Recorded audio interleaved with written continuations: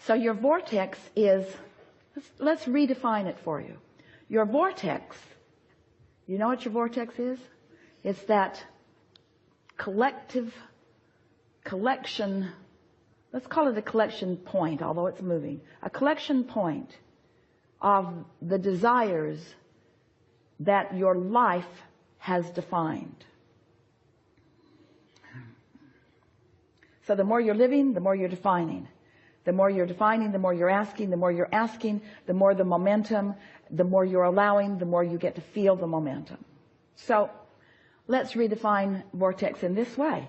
Your vortex has huge momentum because you launch the rockets and they flow in a non-resistant way. And your inner being, the source within you, is flowing with them. To the degree that you allow yourself to move with that momentum, that's what exhilaration is, that's what passion is, that's what love is, that's what appreciation is. That's the sensation of going with that flow.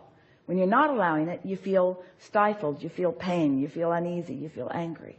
And so the contents of your vortex are known to you by the emotion that you are feeling, really. So now bring us back around to the question. Ask it, if you want, exactly as you asked it before. And let's see what happens with it now. Is there any time when it is useful to say what a person has in their vortex and what they will experience while here on planet Earth? I've heard you say you know us individually. So do you now get it that you're putting the stuff in on a daily basis? Yes. Did you put anything in there lately that you're consciously aware of? Yeah. So you tell us. You tell us. What's in there? What's in there? I want to be... Is anything in there that you're already realizing? Do you think the vortex is just the incompleted pile? So tell us what you think is in there, both completed and not yet completed. What's in your vortex? More money? Yes. Lots more money. So, yeah, it's helpful if we tell you that it's there. It's there. What else you want to know?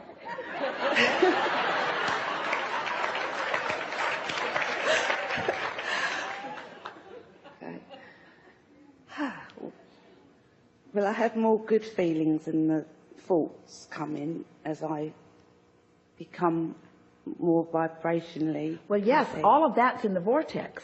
But here's the question that we're really feeling you ask. How do I get it out of the vortex over here? How do I get it into my life experience? How does it become tangible instead of intangible? How does it become real to me? Yeah. And the way it becomes real to you is a little bit at a time, just by having conversations like this, by accepting that it's real.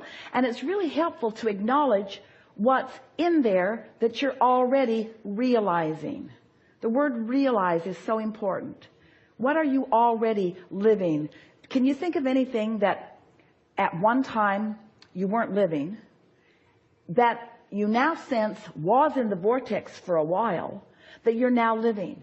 Because noticing those things is what helps you to be more expectant and then therefore more perceiving of them. So name some things. And my husband, Stuart, when I started doing this work, Abraham, he came. So he showed up after that. How many cruises have you been on? This is our first one. Really? Because of him. Oh, really? So here that is. So do you want us to explain how that happened?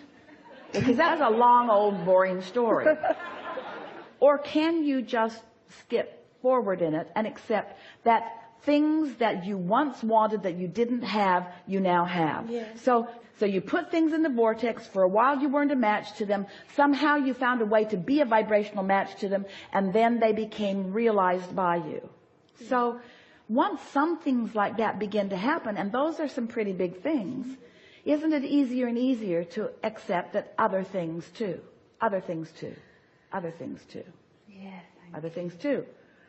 Not just some things, other things, not all things, all things.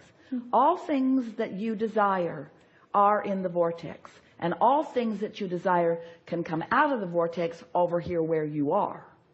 But you've got to find a way to be a vibrational match to what's in the vortex. So you have to understand the components of the vortex. That's why we offer so many words.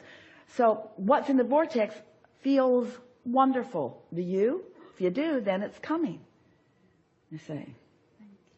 As you move around in your environment with others, do you ever have the wonderful experience of visiting with someone and you can just tell because of the way they feel that they're not anytime soon going to get to where you know they want to be? You can just feel the offness of their vibrational frequency. Well, this is good information for you. In other words, they're providing benefit for you because law of attraction is always consistent. Everyone is getting how they feel. The universe doesn't hear and respond to what you say. The universe hears and responds to what you mean. And what you mean is most known to you by what you feel. So if someone feels like a victim, doesn't it keep proving out that they are one? But so many incorrectly conclude that they feel like they are because it keeps happening to them. And we want to say it's the other way. It keeps happening to them because they feel like they are. And then humans say, but Abraham, it happened to them before they felt like they were. And we said, never true, never true, never true. And then you want to ask the question, well then, how did I get to the place of feeling that way I didn't want to feel? And we say, never mind, how do you want to feel now? Take hold of the reins now. Because you can't go back and sort that out, because in all of the sorting you just keep feeling like that. So it just keeps proving itself to you over and over again. So has your question evolved in this conversation? Yeah. Don't you now want to say, I know that my vortex exists, and I get how I put stuff in it, and I want to get more stuff out of it, and now I know how to get more stuff out of it. So really, has anything gone wrong? Is there any confusion about anything? No. It's sort of like this buffet that's all spread out before you. They're all over this ship, by the way. This buffet that's all spread out before you, and you walk up to it and you think, ooh, I would really like some of that. And the guy in the line behind you nudges you and said, put it on your plate. Just reach out and get it. Just reach out and get it. It really is that simple. Just reach out and get it. What makes you tentative? What makes you not reach out and get it? Did somebody slap your hands? Well, sometimes. But what makes you not reach out? What makes you reluctant to reach out and just take everything that is meaningful to you? That's really worth thinking about. What's got you all blocked up on that? Well, I don't want to take more than my fair share. There's lots more where that came from. Don't worry about that. There's lots more. There's an infinite stream. In other words, how did you get convinced that there was shortage? Because other people who believed in shortage sort of trained you into believing that there's shortage. But let the universe show you the way it really is. Stop replaying those incorrect messages that you heard from others and just reach out. Just reach out and see what happens. Just expect a little more for yourself if you can. And watch the floodgates open. Because your vortex, if you really want to know what's in there, is so abundant. It would take more than the hours of this forum have to describe to you in satisfying detail what's in there. Don't make us do that. There's so much that is in there. Esther is discovering, as something unfolds for her, that she thought it was this, and it was.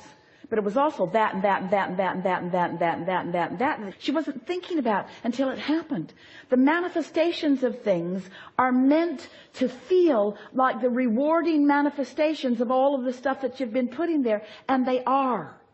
In other words, we love it when you allow things to manifest because they confirm a number of things.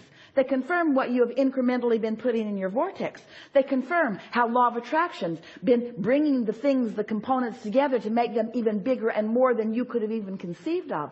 They confirm your worthiness, your ability to find vibrational alignment with them. In other words, these manifestations are so satisfying to you because they are so confirming of all of the things that you know that you often feel resonance with as we speak these words to you.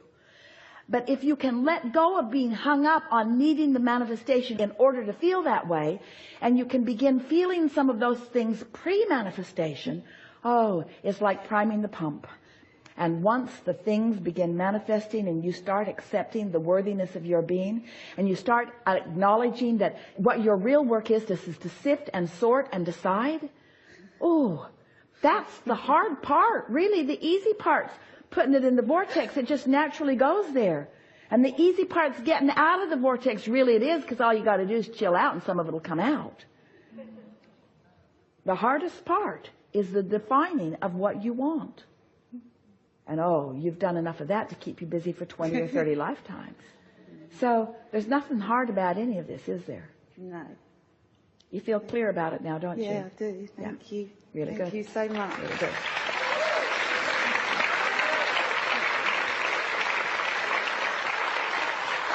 Mm.